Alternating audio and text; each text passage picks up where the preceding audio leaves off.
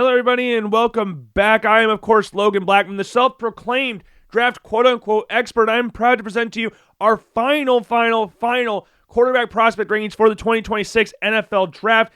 If you haven't, make sure to go to the blog post at theloganblackmanshow.com, and also make sure you're following, subscribing, or whatever to all the different social media accounts, Twitter, Instagram, Facebook. You can find me on Twitter at Logan_Blackman. Instagram account is BlackmanLogan. The show's Instagram account is, of course, The Logan Blackman Show. Same with Facebook. You subscribe to the YouTube channel. If you're watching this on YouTube, make sure to give this a thumbs up and leave a comment down below on what you feel about the rankings. And if you're listening to this on Apple Podcasts and Spotify, make sure to also leave a comment down below. Leave a rating out of 5 stars if you're enjoying it. If you're not, that's fine. I do apologize. I will try to be better in the next one. But I'm excited to present this to you because these blog posts and these videos and all this stuff take a lot of time and effort, and I stress a lot about them. I'm somebody, like, if you were looking at a March Madness bracket, I'm someone that tinkers with March Madness brackets. Like this bracket alone this year, I woke up at 1:30 in the morning the night before the first game of the NCAA tournament, or I guess the day of. I guess it was the day of the first game of the NCAA tournament, and I made random changes to my bracket. And some of those games got right, some of those games got wrong, but there's always a rule in place with this kind of stuff where you don't tinker with it at the last second. I'm probably going to do that with my mock draft, which will be released on Thursday. It'll be Thursday morning, mock draft 3.0. You can check out mock draft 2.0 and 1.0 if you so desire on the LoganBlackmanShow.com as well. But make sure you follow, like, subscribe, whatever, to make sure you do not miss mock draft 3.0. And I'm stressing and tinkering and doing all that stuff about it because this year's draft seems like it's more uncertain, or there's more uncertainty surrounding this draft than any draft I can remember in recent years anyways. I don't want to say all time or anything, but it feels like teams are holding their cards so much closer to their chest this year than they have in previous years. Like, we don't even really know what the New York Jets are going to do with the second overall pick. We have a general idea that they're going to draft Arvell Reese from Ohio State or David Bailey from Texas Tech. But apart from that, we don't know which one they're going to choose. We don't know who the Cardinals are going to end up drafting. We don't know if they're going to reach for an offensive tackle. We don't know if they're going to draft Jeremiah Love like all the recent reports suggest. We don't know if they're going to draft one of the top edge rushers. We don't know what they're going to do with the third overall pick in the draft. Same with the Titans. Did they draft Jeremiah Love? Did they draft Sonny Styles, one of the edge rushers? The Giants, what are they going to do? Are they going to trade back? Like, all these teams could do a lot of different things at this point in the offseason, and it's very scary because as of right now, the more bullshit starts spewing out like water, and it's getting really sad and scary about what's real and what's not. But the one thing we can control is that there's no spewing shit in regard, or maybe there is. Maybe you do feel like that when it comes to these quarterback rankings. And starting off with the honorable mentions, let's go through these first. The first one on here is Joey Aguilar, and I had a hard time figuring out like 13, 14, 15 in this blog post. I'm not going to lie. I had 1 through 12 pretty much locked in, but 13, 14, 15 I really struggle with. And Joey Aguilar, I guess you could sit here and go, he's the 16th quarterback in this blog post. And I know he put up good numbers this past year at Tennessee. I mean, he threw for 3,500 yards, but closer to 3,600 yards. If anything, he had 24 touchdowns, did have 10 interceptions in there as well. And I think the main reasons I have Joey Aguilar off this list is because of Josh Heupel's offense. I'm not the biggest fan of the offense in regards to translating to the next level. It's a very quarterback-friendly system. It's a lot of deep balls. It's a lot of quick reads. It's just not something that you see translate very well to the next level. You don't really see a lot of that offense going up there. Like, we brought it up, it's a different system to a certain extent, but like with Kyle McCord last year, I brought up my concerns about how much his offense that he ran at Syracuse would translate to the next level, and I don't even know if he's on an active roster at this point in time. I'm not saying Joey Aguilar is going to be like that, and Joey Aguilar is somebody who has been around the block of college football. He started off in community college, then he transferred again, then he transferred again. Like, he's been around a little bit. And then he obviously ended up at Tennessee thanks to the whole, like, Nigo Iamaleava stuff with Tennessee in regards to, he wants to get paid more and stuff like that. But it wound up at Tennessee, put up good numbers, fit well with Josh Heupel's system, and had good success. Tennessee went 8-5 last year. He's a good-sized quarterback. He's got a good enough arm to push the ball down the field. But again, it's just the offense that they ran and how much that translates to the NFL, I'm not 100% sure on. But he would probably be number 16 on this list if we were going past number 15. But in the other honorable mention section, we have Tommy Castellanos from Florida State, Jacob Clark from Missouri. We have Mark Gronowski from the University of Iowa, Blake Horvath from Navy, Maverick Mikavor from Western Kentucky, Baron Morton from Texas Tech. He was another guy that I almost put in that top 10. 2,700 yards, 22 touchdowns, 6 interceptions as Texas Tech won their first Big 12 title in program history. Also made it to the 12-team playoff, but they got worked by Oregon in the first round of the playoffs. Or I guess the first round of the playoffs? Second round? I can't remember exactly. It was in Miami. It was the second round of the playoffs. But regardless, they got worked in that game. Miller Moss also in here. Diego Pavia is another guy that we could mention as one of the guys that is nearly in the top 15, but his size, character concerns, and stuff like that, that's going to be stuff that kind of pushes it back a little bit. And I know he put up the numbers. I know he was a Heisman Trophy finalist, came second in the Heisman Trophy race, rightfully so. Had a great season at Vanderbilt, was a massive reason, a massive part of why Vanderbilt turned into being a respectable program, which is something that they never were throughout their entire program history. And Diego Pavia was a massive reason for that. But just because of the numbers that he put up and the Heisman Trophy stuff does not mean he's automatically guaranteed a top spot in this year's draft class. I mean, Max Duggan, he came second in the Heisman Trophy race to Caleb Williams. He wound up being taken in the 7th round. And I'm not sitting here saying Diego Pavia is undraftable. I would imagine at some point in time he will get taken. I would imagine the 7th round, maybe even creep into the 6th round a little bit. But he's not the biggest prospect in the world. He doesn't possess any wow traits that could get you up in that category there. So I have him in this honorable mention section. But again, he could be someone you can have a conversation with about being in the top 15 quarterbacks for this draft class. And the final one on here, we have Jake Retzlaff from Tulane, formerly at BYU, but at Tulane this year, 634 rushing yards this past season for Tulane, which is pretty impressive for him. Diego Pavia had almost 1,000. He had 862 yards rushing as well. But those are the honorable mention section in here. There's other quarterbacks I could have mentioned. We only went through 10 of the honorable mention section, but going into the top 15, number 15, we talk about rushing numbers. I have Jalen Daniels from Kansas. 198, 319 for 2,531 yards, 22 touchdowns, 7 picks, 117 carries with 404 yards rushing and 4 touchdowns there. It's actually his 4th season at Kansas with 400 plus yards rushing. He did that in 2022, he did that in 2024, and he did that in 2025. And Jalen Daniels is somebody that you could kind of look at and go, this is going to sound really bad, but it's kind of a what-if situation because he burst on. I know he played games as a true freshman at Kansas, but he really announced himself to the college football world when Kansas beat Texas down in Austin. It was like 57-56 overtime victory. It was the second time Kansas had beaten Texas since 1938. It ended an 18-game conference losing streak and a 56-game conference road losing streak, and they did it against Texas. I know it wasn't the greatest Texas team of all time. They finished 5-7 that year. But the fact that they went down there and did that with all the stuff hanging over the program, and he was a main reason of why they won that game, that was a big, like, hey, look out for this Jalen Daniels kid. The next year, 2022, he comes second team all Big 12, 18 touchdowns, 4 interceptions in 9 games. And he had 425 yards rushing. Like, he put up great numbers in that season. 25 touchdowns total with 4 interceptions to his name. That's what we love to see from Jalen Daniels. But in 2023, battled a shit ton of injuries. Was barely on the field. Bean was in at quarterback for Kansas that season. He didn't really play. He was dressed a lot, but it felt like every single game going into that season for Kansas, it was like, is Jalen Daniels going to play or not? He's dressed, but is he actually going to play? And then 24, does not have a great season. His passing numbers dip tremendously in regards to completion percentage, touchdown, interceptions boost up. And if we're looking at just from 2022 to 2024, because obviously we can't include 2023 in there because he only played 3 games. But if you look at 2024 comparatively to 2022, in 3 more games played, he had less touchdowns. He had 4 less passing touchdowns. Yes, he had more rushing touchdowns. He had 6 rushing touchdowns that season. But 12 interceptions with a 57% completion percentage. I'm not one to sit here and go, oh, if you are below a sub-60 completion percentage, that means you're not accurate. I think it correlates, but it's not just a one of one. Just because you have a low completion percentage does not mean you're not accurate. Because it does help with that, but it's not the end-all and be-all. Because all completion percentage tells you is that the ball was thrown and the ball was caught. That's it. It doesn't tell you anything else apart from that. It doesn't tell you where the ball was placed. It doesn't tell you if it was a bad throw. It doesn't tell you if the receiver had to make a crazy play. It doesn't tell you how tight the window was. It doesn't tell you any of that. All it tells you is that the ball was thrown and the ball was caught. But that being said, I would say Jaden Daniels' completion percentage did improve, but his accuracy also improved from year 2024 to 2025 while at Kansas. Kansas' record stayed the exact same. Finished 5-7 both year, but he set a new career high in attempts, completions, passing yards, and passing touchdowns this past season. 22 touchdowns to his name this year. Jalen Daniels possesses a very live arm.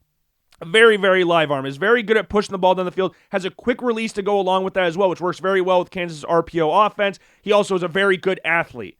Crazy athlete. I mean, again, we talked about it before.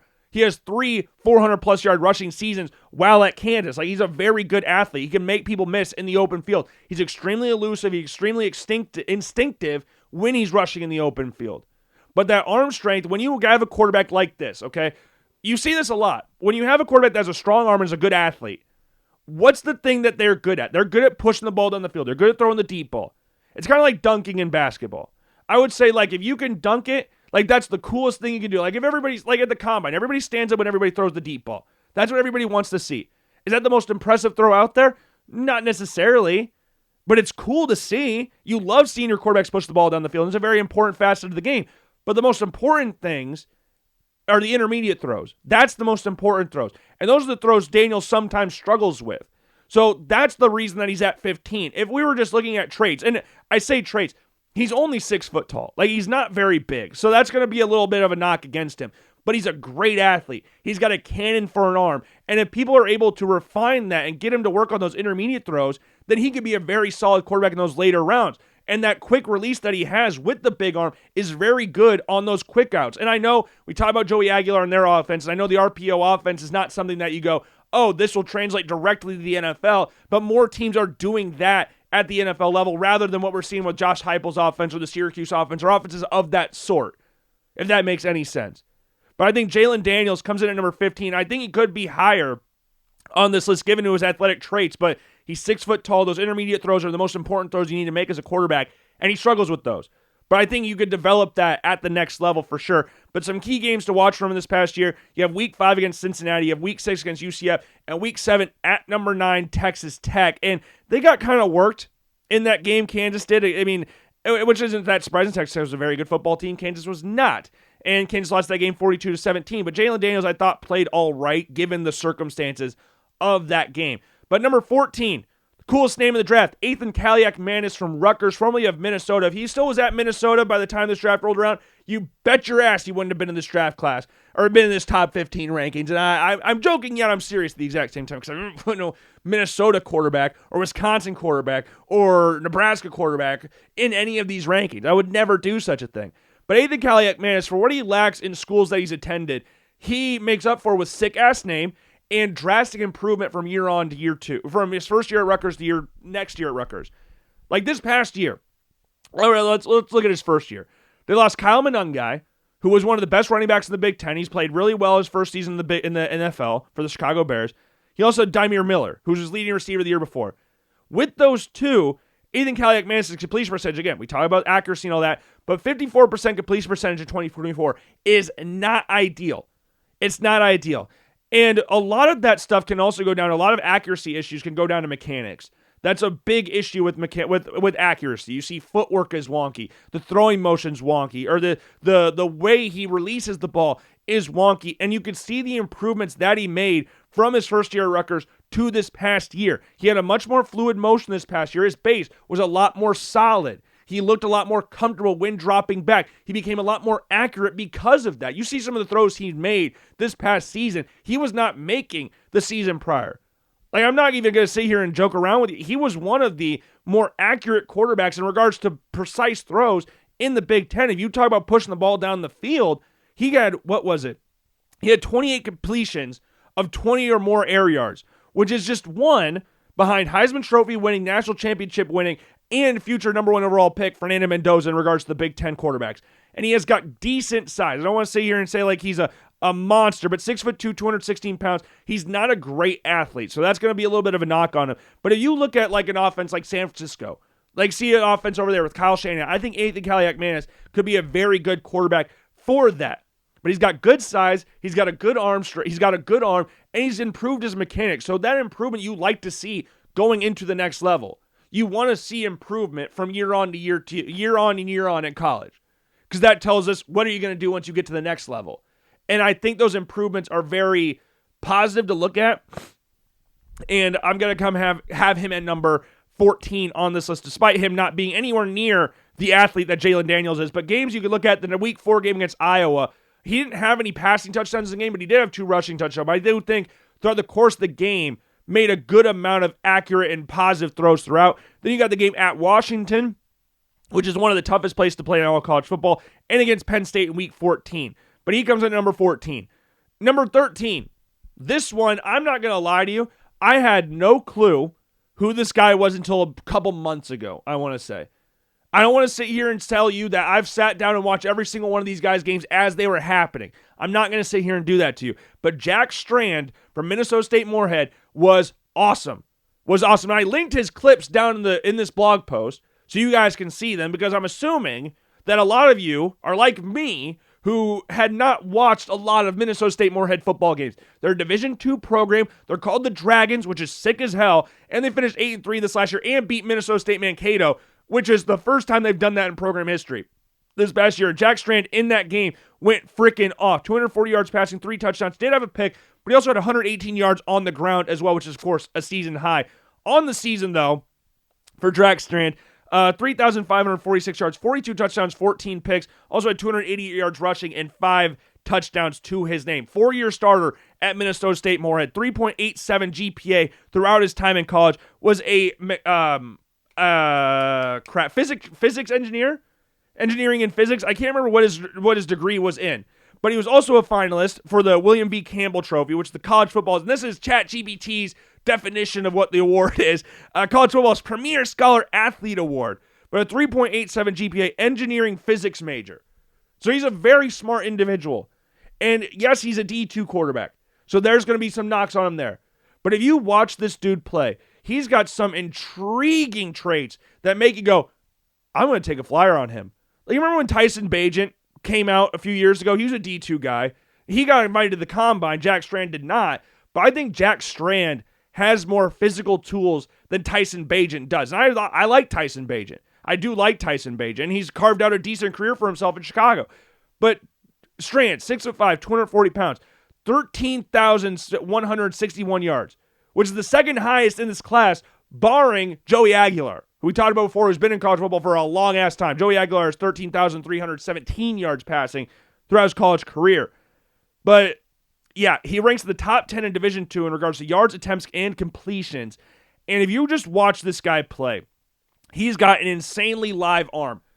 And the thing is that kind of scares me, though, with that live arm, is at the D2 level, with him being as physically gifted as he is, it comes to a point of arm arrogance to where it kind of makes things a little too aggressive.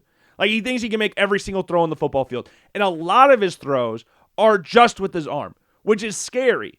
But it was kind of like when you look at Josh Allen early on, there's just a lot of arm throws. The base is not really there yet.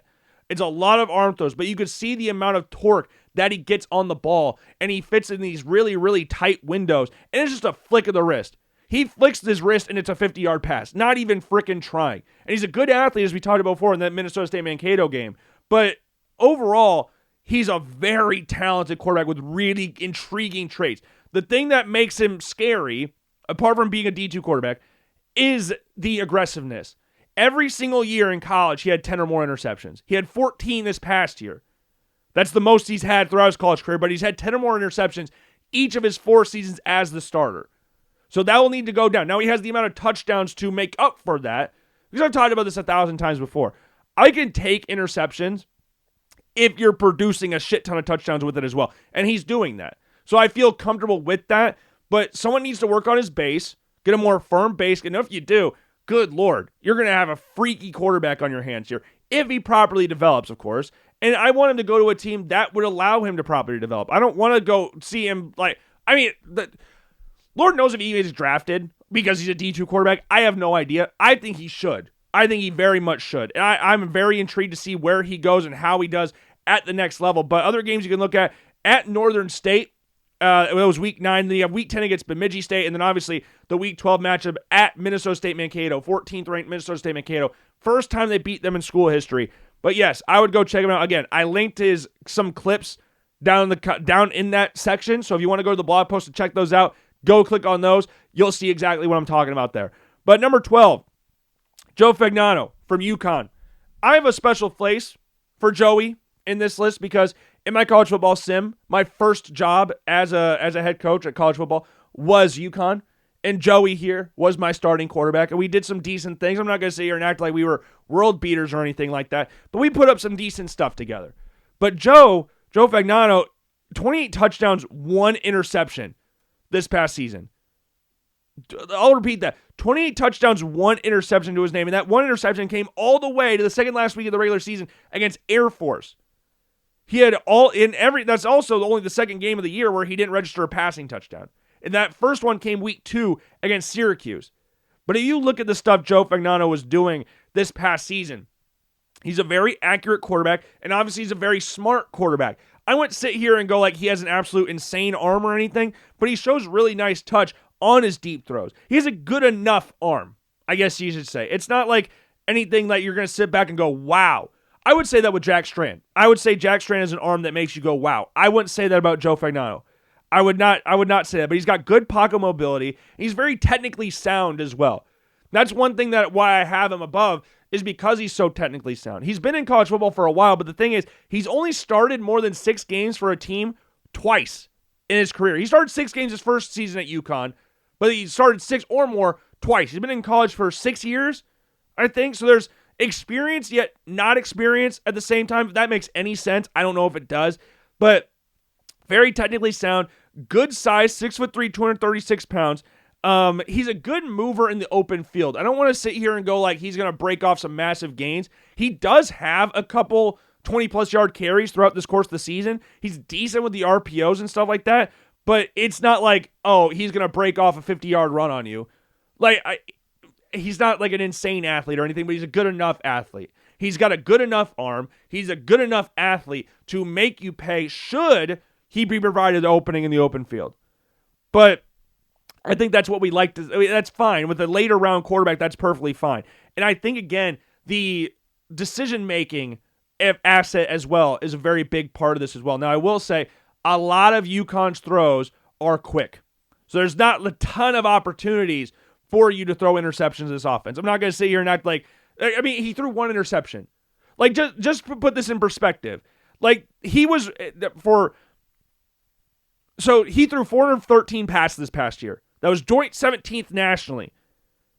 The guy who he was tied with pass attempts, 413, was Josh Hoover, who we've talked about ad nauseum on this show, and I'm excited to see what he does at Indiana this upcoming season.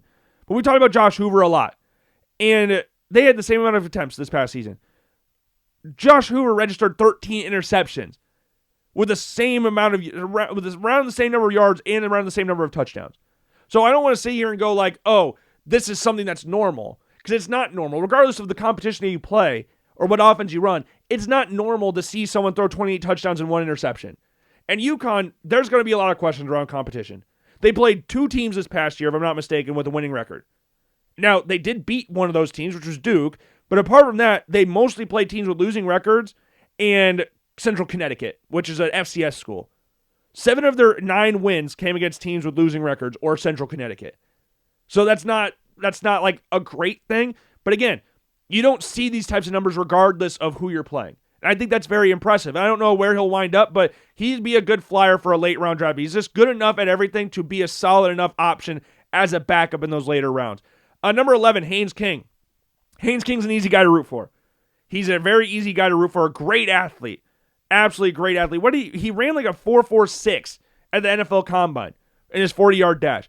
One of the more mobile quarterbacks in this draft class. Georgia Tech pretty much was ride and die with Haynes King this past season. Finished 9th in the Heisman Trophy race this past year. He had 14 passing touchdowns with 6 interceptions, 2,900 yards passing, with 953 yards rushing and 15 touchdowns. And Georgia Tech was a really good team this past year. And Haynes King's somebody that you can easily root for because you love seeing players like that. We all love seeing quarterbacks be more than just quarterbacks. You want to see quarterbacks be football players. Haynes King is that. And there's going to be a lot of comparisons to Taysom Hill. There's going to be a lot of it, especially with the athleticism. I mean, again, 4.46 at the 40-yard at the combine for the 40-yard dash. And we saw him utilize his legs more as he went on in Georgia Tech. Like his first year at Georgia Tech, he had 27 passing touchdowns. The next 2 years, he had 14. So he had 28 combined in the next 2 years passing, but we saw him utilize his legs more. He did just throw 8 interceptions, combined in 2024 and 2025, as opposed to, I believe, what was the 16 in 2023 alone. So he had 27 touchdowns, 16 interceptions, but he had 14 and 6 this past year, and then 14 and 2 the year prior. And his completion percentage also shot up to around 70% this past year. And he had career highs in passing yards, rushing yards, he told 29 total touchdowns, and 10th in the Heisman Trophy race. I'm sorry. He's a very good deep ball thrower. But again, when you see a quarterback that's super athletic, most of the time, they're good at throwing the deep ball. It's the other stuff that they have to work on. Like, his vision needs to improve. He's not the quickest decision maker out there. But again, a lot of that goes down to the style of offense that these teams are running. And I think Haynes King is a good enough athlete to warrant being a decent draft pick. The thing is, though, I do get nervous about this, and I talked about this Jackson Dart last year. Haynes King, for how physical he runs, is not the biggest dude in the world. He's 6'2", 212 pounds. He's an inch taller than me, and we're about 5 pounds apart in difference. Like, you're going to go to the next level. You can do that against the ACC teams. You cannot afford to run people over and try to be all tough. You can be tough or whatever, but at the NFL level. If he wants to be in that Taysom Hill role, that's fine, but he's going to have to put on some weight as well, like Taysom Hill did when he left BYU. You had to put on some weight. You had to put on some muscle to be physical, because there were some times he missed games due to injury. And that athleticism is great. He needs to improve overall as a passer, but that athleticism that he possesses and that willingness to do everything he can for the team, I think is a very good trait to have, which is why I have him at number 11. And some games to look out for him this past year was Clemson week 3, where they beat Clemson, at week 9 against Syracuse, and week 12 against Boston College. And Joe Fagnano, I had week 8 against Boston College, then week 11 against Duke, which he went up against Darian Mensah and won that game, which is a very impressive game. And then week 13 against Florida Atlantic. So those are 3 games you can look at there. And then same with Haynes King that we had there. But he comes in number 11. Now going into the top 10. I shouldn't say I struggled with the top 10. I really didn't struggle too much with this. Maybe I could have altered the order a little bit differently. But number 10, I have Luke Altmaier from Illinois. He's not the biggest quarterback in the world. He's 6'1", about 210 pounds. That's about as big as I am. Like, that, if I was playing quarterback at the collegiate level again, that'd be about as big as me. Now, I will say that Luke Altmaier is slightly better than I was. He was slightly better. I mean, we both played college football. We both played quarterback at the D1 level, even though mine was NAIA. It doesn't matter. Doesn't matter. But Luke Altmaier is a very good quarterback. Very good quarterback. 3,000 yards passing this past year, 22 touchdowns, 5 interceptions. He's a decent mover as well. 242 yards rushing this season with 5 touchdowns. And he's an Ole Miss guy. Former Ole Miss guy. He was with Matt Corral and Jackson Dart down at Ole Miss. So he's not afraid to run. So those two were definitely not afraid to run. The thing is, though, he is smarter when it comes to avoiding hits. He doesn't try to run people over like Jackson Dart does. But there are times where you'd wish he'd get down a little bit sooner. Now, he does go down. He does fall forward. And he does vert towards the sidelines when he sees pressure. But sometimes it's very awkward when he goes to the sideline. You look at the bowl game against Tennessee. There was a run that he had in that game where he ran over the referee and jolted towards the sideline.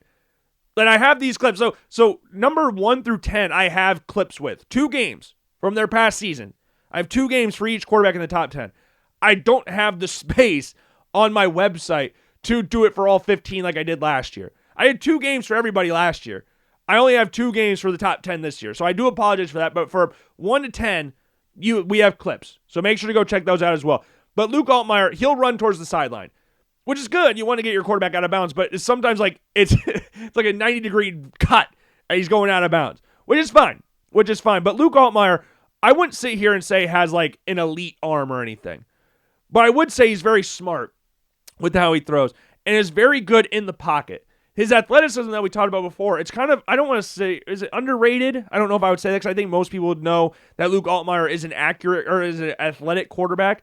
But the way he's able to maneuver around the pocket, I think is very impressive. And he's very smart, again, on where he throws the football. He rarely puts the ball in harm's way, which is very good. And he did have 5 interceptions this past year. But I would say he's the point guard of this class. If you look at all the other quarterbacks in this draft class, I would say Luke Altmaier is a true point guard in that sense. And you look at a team, like the Colts. I think the Colts would be a very good spot for Luke Altmaier. I think it'd be a very good spot on it. But he can push the ball down the field. He has good touch on the deep ball, but the problem is, I guess, with the arm strength, if you look at some of the out routes that they're running, or comeback routes, or whatever, with the longer throws to the sideline, he doesn't have a lot of zip on those balls. And you can see that a couple times throughout the course of the season, but I don't think that's an overarching thing. That I think that's more of a time, and he's very good. It's the timing that's good on it. Like the zips might not be there as compared to, I don't know, a Jack Strand or somebody like that, but the timing is good enough to where it doesn't affect him. It doesn't hurt him in the long run, because a lot of those routes is all based on timing. Like you can throw the football 1,000 miles an hour on a comeback route, but if you're late, it's going to get picked off, and then 99% of the time, it's going to get housed in the opposite direction. So you got to have the timing down. And I think Altmaier's timing is better than some quarterbacks that have stronger arms that make those throws. On some of them, I'm not going to say all of them, but yeah, I would sit here and say he's I like what Luke Altmaier does. And I think at Illinois, being a big reason for why Illinois turned into a solid program once again, I think it has a lot to do with the play of Luke Altmaier, a very experienced quarterback as well. Again, we talked about the Ole Miss stuff, but he brought what he did at Ole Miss, though it was very limited, the stuff that he learned down at Ole Miss, brought that up to Illinois, and you could see games like against USC. He was very good against USC, going up against Jaden Maiava in that game. Going into the game, 328 yards, 2 touchdowns, no picks. Also had a receiving touchdown in that game and a rushing touchdown. He had a 3-yard receiving touchdown in that game. When against Joey Aguilar in the Music City Bowl, 196 yards, 1 touchdown. Is very calm under pressure as well. Just gets the ball to his playmakers. He's a point guard. And sometimes that's all you need to be, especially in those later rounds. I think the Colts would be a good team for him in those later rounds. But so you got the Tennessee game in the bowl game. You got the USC game, which was an awesome game, because that was one of my favorite big noon kickoff games, because Matt Leinart, obviously a USC guy, was in there. And having USC people talk about Illinois and watching Illinois beat USC was pretty entertaining to watch. Not gonna lie, not that I have anything against USC, but so I do really like Jaden Maiava. But it was fun to watch regardless. But other key games, you got week 2 against Duke. You have week 7 against number 1 Ohio State, and then week 10 against Rutgers, where he had 4 passing touchdowns in that game, if I'm not mistaken. But yeah, Luke Altmaier, point guard, number 10 on this list. Number 9, Sawyer Robertson.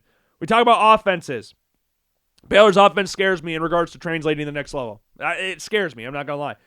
But Sawyer Robertson has so many good traits that make me look at him and go, oh, I can do something with you at the next level. He's 6'4". He's about 220 pounds. He's got a cannon for an arm. He can make all the awkward throws. Arm angle, everybody loves to talk about arm angle. There's not a lot of better quarterbacks in regards to quote-unquote arm angle than Sawyer Robertson. And I was very high on Sawyer Robertson going into the season. He was one of my flyers in regards to like top 10 quarterbacks preseason. And early on in the season, you see games against like Auburn. You'll see games against like SMU. I thought there were moments in those games where you could look at and go, oh, he's going to continue to rise for the rest of the season. He's going to just keep going up and up and up. And those early portions of the season, you're like, okay, he's going to be good. And Baylor, I was expecting them to win the Big 12, or at least challenge for the Big 12. Because if you looked at, and I've talked about this before, when it comes to me picking teams and teams I struggle with, like if I'm picking between the Big 12 is kind of like a wild, wild west in regards to anybody can beat anybody at any given time. Like any given Sunday. Oh, that's the Big 12. Preseason, it was like that. Like you could go with any different direction. You could go with Baylor, Arizona State, Iowa State, Kansas State, Texas Tech. Like there was a lot of different schools you could have gone with for winning the Big 12. BYU was in that conversation as well. Not as much, especially after the Jake Retzlaff situation. But there were a lot of different directions you could go. But when I struggle picking games like that or teams like that, I go with the quarterbacks that I like the most. So the 2 best quarterbacks in the Big 12, to me, were Sawyer Robertson and Sam Leavitt from Arizona State. So I wound up saying those two. Would those be the 2 teams that were challenged for the Big 12 title? Neither one did. And Baylor, they got really hot the year before when Sawyer Robertson took over as quarterback. Daquan Finn got hurt against Air Force. I believe it was Air Force. And then Sawyer Robertson comes in. They go on, I believe, a 6 or 8 game winning streak before getting blasted by LSU in the Alamo Bowl. But Sawyer, so looking at that back half of the season, and then going like, oh, Baylor's returning a bunch of people. Oh, then why would I not think that they're going to take that next step this year? And yes, they lost to Auburn week 1 at home. Not ideal. But it was a non-conference game. Then they go back and beat SMU, who was great the season prior, but no one's really expecting them to do the same things again. But then they lose to Arizona State. But then they go beat Oklahoma State and Kansas State. So it's like, okay, cool. But then the last few games of the season, last 6 games of the season, they win 1 game. And that was against UCF. They lost to TCU, Cincinnati, Utah, Arizona, and Houston. And all those teams are good. They're all good teams. So it's not like they're losing to a bunch of dumpster fire teams or anything like that. But to see that the way how he was at the beginning of the year versus the end of the year was not really ideal, especially in those losing efforts there. Now, he registered a passing touchdown every single game this season, but if you look at those back half of the seasons against TCU, Cincinnati, Utah, UCF, Arizona, and Houston, he threw an interception in every game barring 2. He threw 3 against TCU, he threw 2 against Utah, 2 against Arizona, and 1 against Houston. So that's 8 interceptions right there. Just in those 4 games that we mentioned, there's 8 interceptions right there. That's not necessarily the most ideal situation to be in. He's very aggressive when he's throwing the football down the field. And Baylor runs a lot of short passes. A lot of his early stuff was a lot of yards after catch. You look at some of the receivers that Baylor had at their disposal, they had a solid group of wideouts. I'm not going to sit here and act like they were world beaters or anything, but Josh Cameron was a solid option. Ashton Hawkins was a good option. Cole Wilson was in there. Kobe Pretense was in there. But Michael Trigg, the tight end, he's someone to look out for coming to the NFL draft time. Once the draft rolls around, Michael Trigg, physical specimen at the tight end spot. But Sawyer Robertson's got a good arm, really good arm, but sometimes it's too aggressive with it. And that can hurt sometimes. And the thing is, well, I want him to be more mobile, like more willing to take up what the defense is giving him. I'm not sitting here going like, I need him to be a run-first guy. I think he's good enough to run and make defenses pay with his legs. But I feel like there were times he was just unwilling to run. And that's kind of frustrating to watch. I'm not going to sit here and go like, oh, he needs to be, I don't know, he needs to be a Jalen Daniels and just carve up or Haynes King or whatever. But like, take what the defense gives you from time to time. Like, let's take some easy gains. And that got frustrating at the back half of the season. His play just started to dip in general. But if you look at games against SMU, some of the throws he was making in this game later, like you look at one that he had to Cameron down the sideline. Safety coming over top. Cameron beats his first defender. Safety coming over top. He places it right in the window to Cameron. Look at some of the throws he was making against Oklahoma State. He's a super talented quarterback. And I want him to... I'm rooting for him at the next level. I wanted to put him higher just selfishly, but if I looked back at what he was doing overall throughout the entire course of the season, I had to keep him at number 9, but I do think he could have been higher than this. But if you look at some of the other games they played this year, you got Auburn week 1, we talked about, Arizona State week 4, and then at TCU in week 8, where he went up against Josh Hoover. Or he went against TCU's defense, but Josh Hoover's the opposing quarterback, so we got to talk about that. Number 8 on this list is another guy I could have had higher, Taylon Green. In regards to physical attributes, Taylon Green could be a whole hell of a lot higher than this. Taylon Green is awesome. I loved watching Arkansas play because of Taylon Green. Arkansas was not a good football team last year. They were not. They finished 2-10 this past year. Sam Pittman got fired if they got pretty much Millie rocked on by Notre Dame. Notre Dame was a dick in that game. It was really funny, but Notre Dame was doing things to Arkansas in that game that was not necessary. But if you look at that season, 2-10. They started off 2-0, lost 10 straight games. 7 of those 10 games they lost by single digits. They averaged over 28 points per game through their 10-game losing streak. Like, in Taylon Green and Mike Washington, who we imagine is going to be a good running back at the next level, they helped Arkansas have one of the best rushing attacks in the SEC, despite being 2-10. They were so much fun to watch together. Taylon Green, 6'6", 227 pounds, and I'm sure there's going to be some people out there that say, hey, he should think about moving to receiver. But I think he showed enough as a passer this year to warrant being a quarterback at the next level. Is he there yet? No. Ball placement's not the greatest at this point in time. Accuracy wanes on him. Sometimes he tries to do a little too much in both the pass game and the run game. Like, there was a game against Mississippi State last year that I always point to. He was at like the 15-yard line, dropped all the way back to the 42. It's like, I don't know why. I understand you're athletic enough to make those plays, but you cannot afford to do that at the next level. Maybe you can. Maybe you can, because out of all the quarterbacks in this draft class, and we're talking about getting in the open field, no one's harder to track in the open field than Taylon Green because he's such a long strider.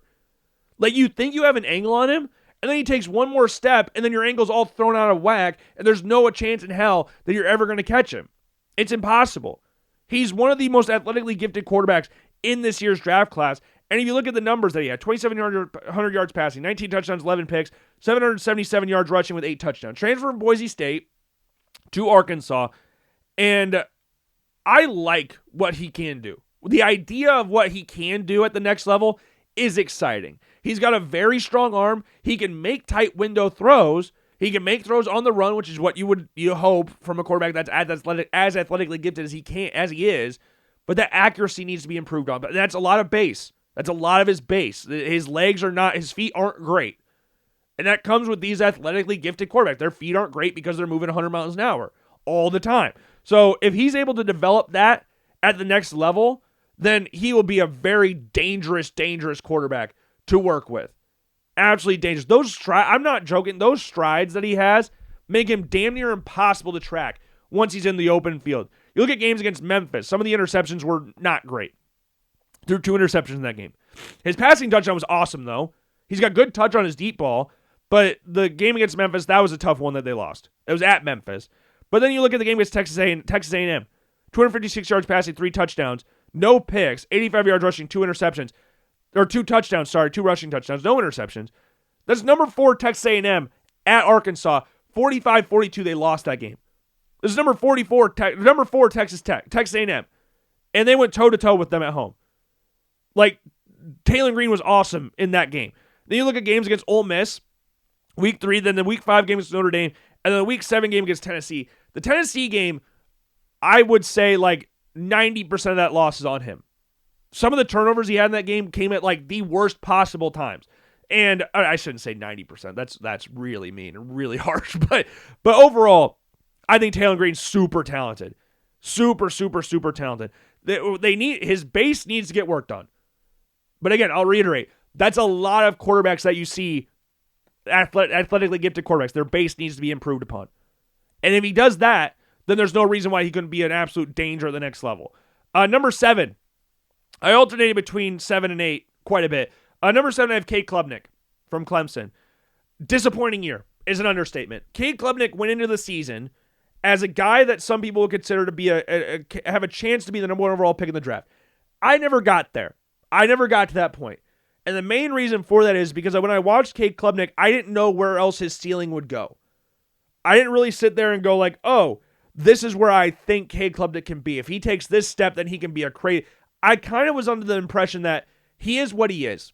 I never expected him to be this elite level quarterback at the next level. I thought he'd be we could have a first round draft pick conversation. Like preseason, I had him at number 5, I believe. And I toyed with him being number 6.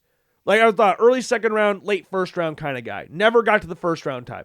I didn't think he had the arm talent. I didn't think he had the athleticism. I didn't think he had the size to be in that conversation, even though he had the numbers. Now, if he had the numbers that he had the season prior, then you could have that conversation. If he threw 36 touchdowns again as Clemson went on to win a national championship, then you could have those conversations. But that's not what happened at all. That's not what happened at all. I think the year prior, they kind of flew under the radar. I don't think a lot of people, including myself, really paid attention to what Cade Klubnik was doing the year prior. 3,600 yards passing, 36 touchdowns, just 6 picks. And then this year, 2,900 yards, 16 touchdowns, and 6 interceptions. So same amount of interceptions, 20 less touchdowns is not going to get you to the number 1 overall pick in the draft. I'm sorry. It will never do that. Under any circumstance, it will ever do that. But at that same time, that doesn't mean you're an undraftable prospect as well. Because I've seen some people talk about, like, when Cade Klubnik and Clemson were struggling early, there was a lot of people like, oh, he's not draftable. I'm not drafting Cade Klubnik. And there was a portion of this year where I did actually take Cade Klubnik outside of my top 10 quarterback rankings, because we did those weekly. And you can also check those out on the LoganBlackmanShow.com as well. But weekly quarterback prospect rankings, there were moments where he wasn't in there. And that early portion of the season, like the LSU game was concerning. I was concerned about what he was shown in the LSU game, week 1. It wasn't great. But LSU's a good football team, at least what we thought. We thought both teams were good. So it's like, oh, well, okay, we'll see. But then the next game against Troy, it was like, what? Okay, was that not? So that wasn't just.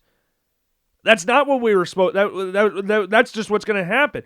They were losing to Troy. I believe they were down 16-3 or something like that. Like they were down 16-3 to Troy as at preseason, the 4th overall team in the nation. Preseason number 4. They were losing 16-3 at home against Troy. He get better in the second half, but that first half was not great. And then you have the game against Georgia Tech the following week. Get beat 24-21. And then you have the following week after that, back at home, 34-21 loss to Syracuse.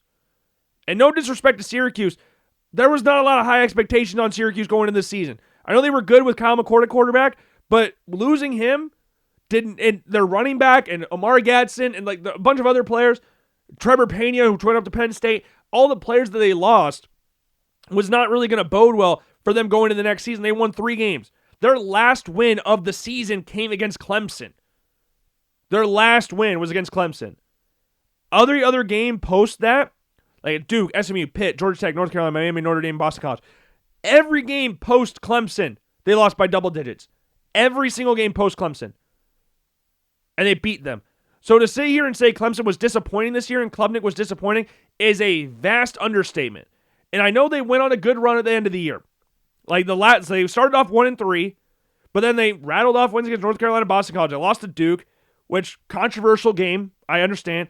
But then you beat Florida State, Louisville, Furman, South Carolina. So you end the season with Klubnik. I mean, Klubnik missed a game in there, but if you look at those games in general with Klubnik starting, they win 6-1 in their last 7 games. That's impressive. And Klubnik played better, but I don't want to sit here and act like he played great. He wasn't great against Furman. I know he barely played in that game, but he wasn't great against South Carolina. He wasn't the greatest against Louisville, but he was solid in these games. And I think Klubnik has all the makings of a good career backup. Like, he's a guy he stayed at the same program his entire collegiate career. He did not go to the transfer portal. He stuck there the entire time, even though DJ Uiagalelei was there. And he won a game, and Coach Sweeney was like, Dabo Sweeney was like, hey, we're going to stick with DJU. Even though Klubnik won this game, and the DJU transfers to Oregon State. And then he becomes a starter, does what he did last year, and then we're expecting to see the same thing again, and we didn't get it. So I guess preseason versus now, the ranking's not that different, but the expectation level and where he's going to go is vastly different. At that point in time, preseason, I was like, late first, early second. Now we're sitting here like 5th round, maybe 4th round, maybe we keep it in the 4th round. But I think he's got a good arm, nothing great, just a good arm. I think he's accurate, though I think there were a lot of times this year his accuracy waned on him, and a lot of that stuff came when pressure got on him. And that's not really what you want to see. But I do think, again, we've talked about this a lot, one of his strengths is that he's able to throw the ball to the outside really well. He's very accurate throwing outside the numbers. I think that's a very good trait to have. I think he's a good enough athlete to make plays with his legs. And he's a willing athlete when he can make plays with his legs. He's got good enough size, not great size, but he's got good enough size. And he's got good enough arm. They can push the ball down the field. Antonio Williams was there with Clemson last year. They had moments where they could have been good. And you look at the game against Duke. I thought he played good against Duke. And that's unfortunate that they lost that game, especially since it was at home. And there's, again, some controversial ways you could look at that game. But I like Klubnik. And I think as regards to a passer, I like him more right now than I like Green, which is why I have him above Green. I think Green, at the end of the day, could very well be above Cade Klubnik because of his athletic tools that he has. But I think as a passer, he's decently enough behind Klubnik to where I can feel comfortable saying Klubnik's number 7 and Green's number 8, even though I've flipped him around about 1,000 times. But other games, you can look at the Louisville game we talked about. Then you got the game against LSU week 1, which I think you should look at. And again, I'm not pointing out these games, these are their best games. They're just games I think you should watch. It's boring to just go, these are their best games. They're just games you should watch. Because LSU, he was not good against LSU. But I think you should watch it. Week 6 against North Carolina, and then week 11 against Florida State.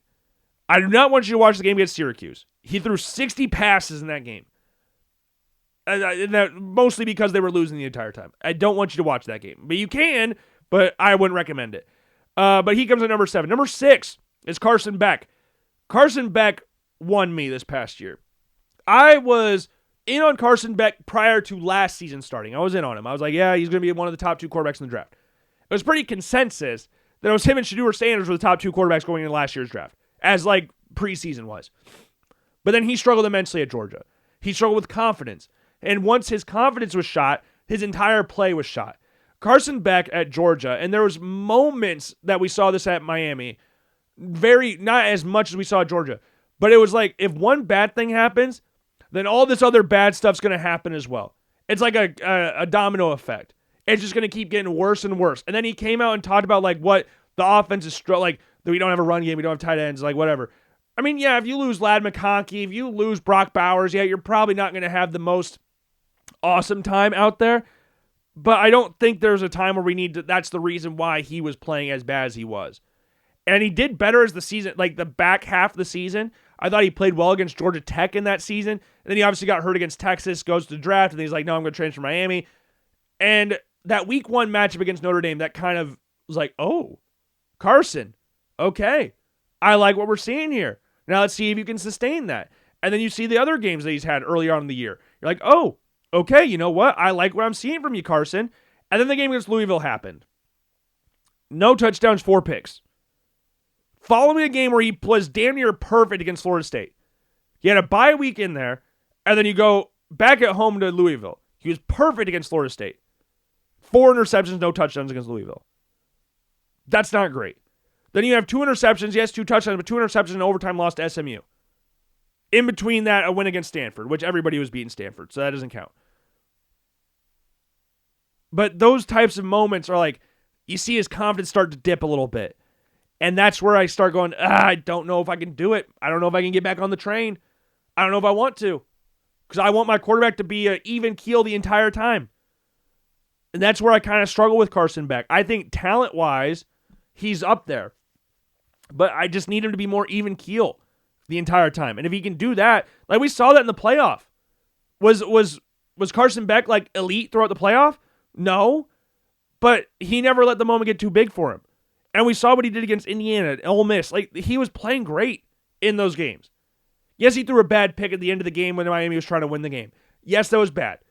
But I thought throughout the course of the game, he did enough for Miami to win that game. And I think he was a big reason why, or underrated reason why, Miami was as good as what they were. Would they have been better with Cam Ward? Yeah, because Cam Ward's a better quarterback.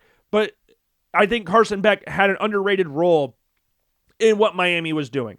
Yes, their defense and offensive lines were the main reasons why they got as far as they did. I mean, you have 3 first-rounders on both sides. Like on the offensive defense line, you have Francis Malinois, you have Ruben Bain, you have Akeem Mesidor. You have all these guys. You have great players all over the secondary as well. You're going to be a good football team. You're going to be a good, but you need your quarterback to be smart in these moments. And I thought, for the most part, he was. Yes, 12 interceptions on the season, not great, but again, he threw 4 interceptions against Louisville. That's not helping anything. He only had 3 games throughout the course of the year where he had more than 1 interception in a game. The other one was against USF. We already talked about the SMU one. But I think Carson Beck has the talent. He has the size. He's not a great athlete, but he was more willing to run this year than we had seen him previously. And the thing that I would say about, the thing that scares me a little bit about Beck is the deep ball. Not that he doesn't have a good arm. I think he has a good arm. I don't think he has anything special attached to his right shoulder. I think he's got a good arm. But the ball sails on him. He puts a lot of loft on his deep ball. And he doesn't have the arm strength to put that much loft on it. And he does a lot. When he fakes it, it's really exaggerated. And I don't know if that was a coaching decision that they wanted him to do that, but his pump fakes were like he's lifting the ball out and his hand out to his shoulder. Like, I understand like doing a quick pump fake, like a quick tap of the football, but to go like, I'm doing it with my hands right now. Like, to bring the ball out to your shoulder and your other hand out to your other shoulder and clap it, that's already delaying you a shit ton anyways. So why are we going so exaggerated with it? Or the pump fakes like when he's just pumping his shoulder. It's like he wheels all the way back and then just catapults forward, but then he's got to make up for it, and he doesn't have the arm strength to get it down there. And he lofts it. And I think that can get worked on. Because I think in regards to the intermediate stuff, I think Carson Beck's very good at that. And that's where I would say his strength is, those intermediate throws. And those are the money throws in the NFL. You need to make intermediate throws.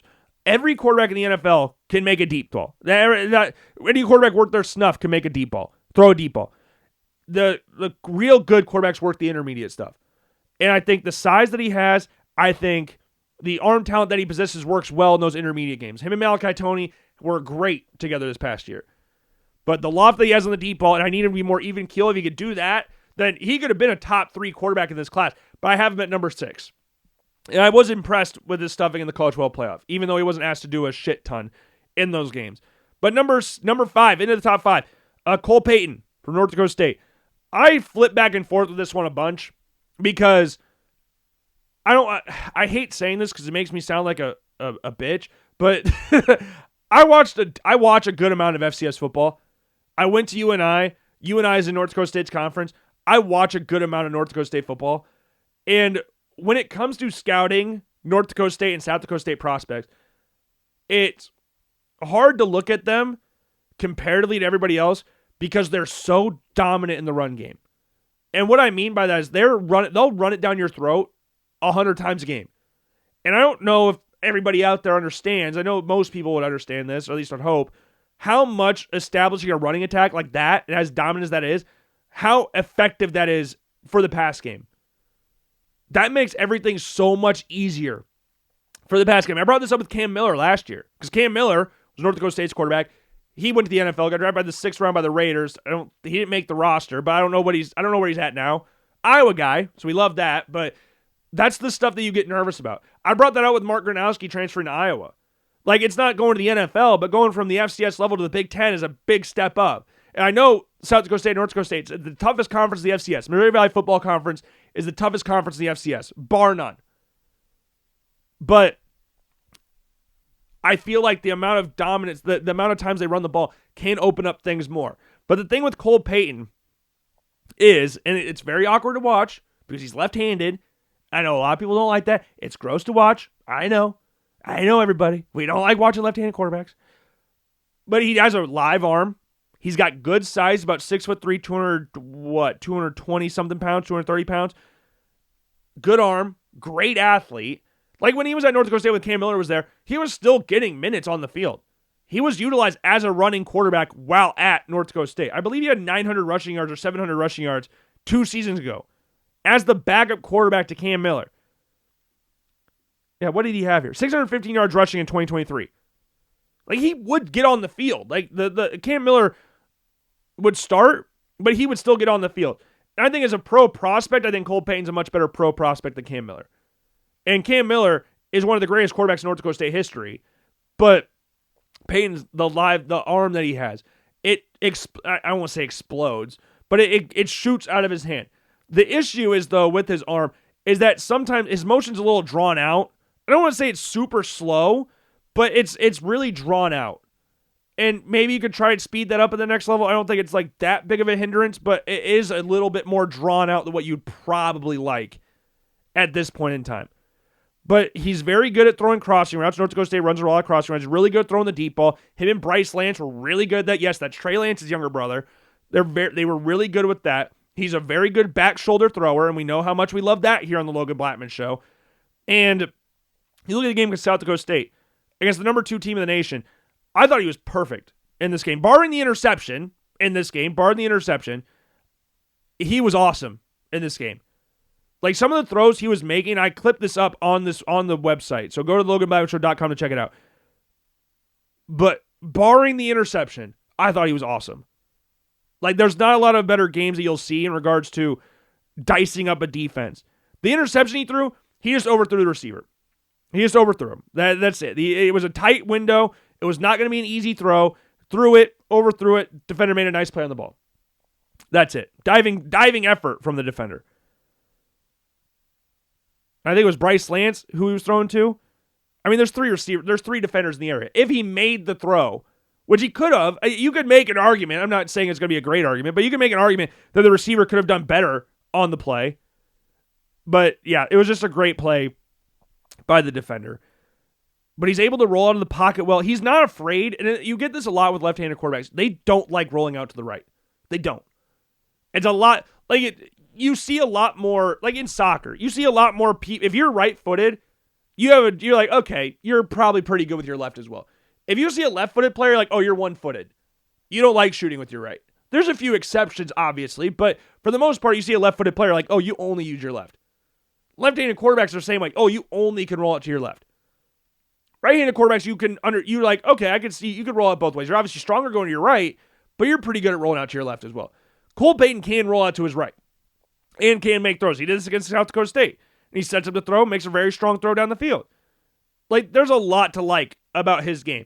He runs a very pro-style-esque offense, so that's what's very nice as well. But there's going to be some concerns in regards to the level of competition he played. Not necessarily the competition, because they played really good, high-level FCS football, but competition in regards to how dominant they are. And I know they crashed out against Illinois State in the playoffs, which was not great and one of the biggest upsets in recent history for the FCS. But overall, I thought he was fantastic this year, and he did not play great in that game. And you should watch that game. I didn't clip it in here, but I put it in the other games to watch in there. But also their other matchup against Illinois State in Week 6. You also had the Week 5 matchup against South Dakota, the Yotes. And, yeah, but I clipped up the Southern Illinois game against Salukis and the Jackrabbits game against South Dakota State. Those two games, the Dakota Marker game against South Dakota State, number 1 versus number 2, and North Dakota State won the game 38-7. And he had, what was his rushing touchdown in this game? He had 4. 57-yard rushing touchdown. That's what it was. Makes a couple, rolls out to the right, or rolls out to the left, cuts up field, 57-yard touchdown. Good size, good arm strength, good athletic ability, just FCS quarterback. And he's left-handed. So those are the things you got to look out for with that. But number 4, I have Drew Aller.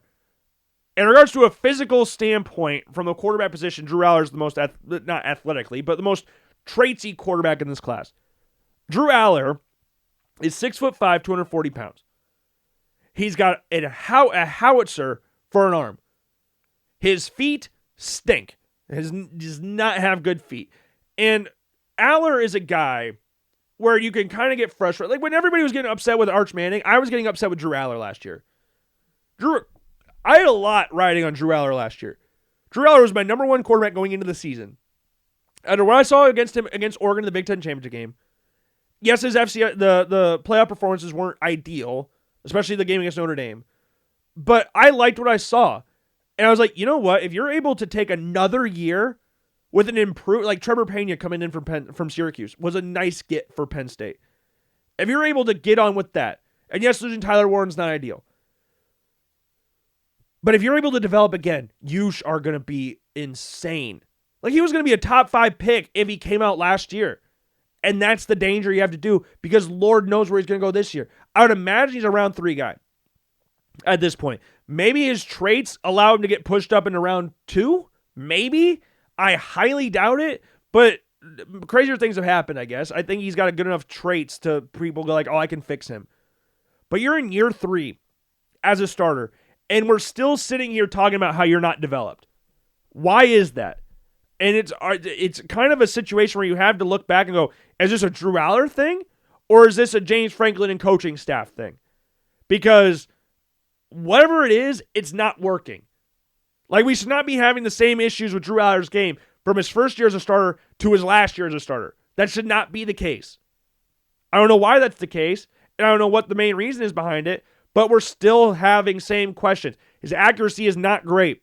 His feet are not great. He's not he can be good in regards to as the game he grows with the game. And I think that's a very good trait to have, but at the same time that beginning portion was not like you look at the games last year. He only played a few games because he broke his ankle against Northwestern. But the few games that he played before the Oregon game, Penn State was winning games. They were winning pretty convincingly in those games, score-wise. If you're just looking squarely at the scoreboard. Aller was not good in any of those games. Against Nevada, Florida International, and Villanova, he was not good. I don't care what the stats say. I don't care if the scoreboard says they won all those games by double digits. Those were not comfortable wins. If you watch those back. Or even at the time if you watch them. They weren't comfortable wins. Other than against Oregon, he played better late, but then he got picked off by Dylan Thieneman in overtime. Against UCLA, I thought he had moments in that game, but they lost to UCLA. And then he broke his ankle against Northwestern. From a talent standpoint, if you think you can fix him, if you think you can develop him, then you might have one of the best quarterbacks in this draft class. If you can't, and you don't trust your system, and trust the people you have running everything, then don't draft him.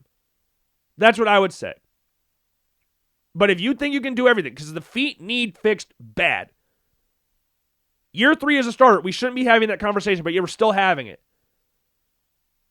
He's a good enough mover in the open field. He's got great size. He's 6'5", probably 230 pounds. Cannon for an arm. The traits are there. It's a matter of you can fix him. And if you can, you're going to have a special quarterback on your hands. And I would take a flyer on him. If I trusted my head coach and coaching staff and all that stuff, and my developmental team, and if I had a quarterback in place that was starting already, and I trusted them, I would take him. But based off last year alone, it wasn't ideal. Obviously, getting hurt against Northwestern didn't help anything. But he comes in at number 4. Number 3 is Garrett Nussmeier. In regards to in between the ears, he's one of the better quarterbacks in this draft class.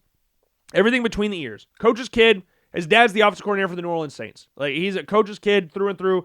2-year starter at LSU. Had good success last year. Was one of the guys you consider to be one of the top quarterbacks in this year's draft class. I had him at number 2 going in.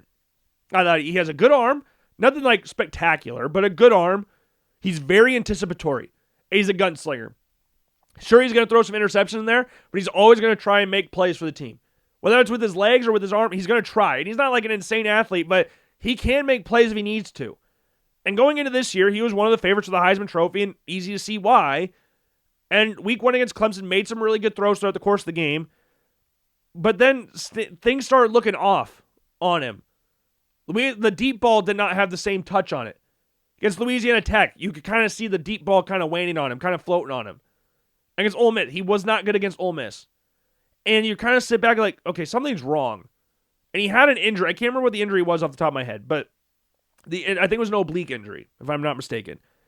That affected how he threw the ball and the amount of weight he got on a pass tremendously. He was not good for portions of the season. There were moments, like the game against Vanderbilt and the game against South Carolina. I thought he was good. I thought he was very good in those 2 games. I thought he was good against Clemson.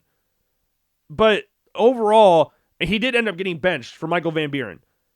And you could sit here and go, that was injury or that was because of play in general, and I think both have merit in saying that. I don't think playing him anymore would have done anything good, though. But I think in regards to pre-snap awareness, pocket awareness, I think he's one of the best quarterbacks in this draft class. If he's able to heal up and get back to what the Nussmeier we saw the year prior, where he's playing healthy, then yeah, for sure. He's going to be he's one of the guys, I've seen people talk about this before. He's one of the guys you could look at and go, I think he'll be a better pro than a college player. That's what I kind of look at with Garrett Nussmeier. Andrew Aller, hopefully.